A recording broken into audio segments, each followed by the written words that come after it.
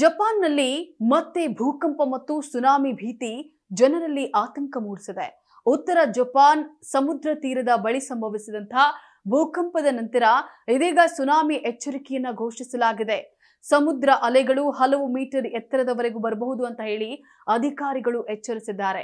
ಇದರಿಂದ ತೀರ ಪ್ರದೇಶಗಳಲ್ಲಿ ವಾಸಿಸ್ತಾ ಇದ್ದಂತ ಸಾವಿರಾರು ಜನರನ್ನ ತಕ್ಷಣ ಸುರಕ್ಷಿತ ಸ್ಥಳಗಳಿಗೆ ಸ್ಥಳಾಂತರಿಸಲಾಗಿದೆ.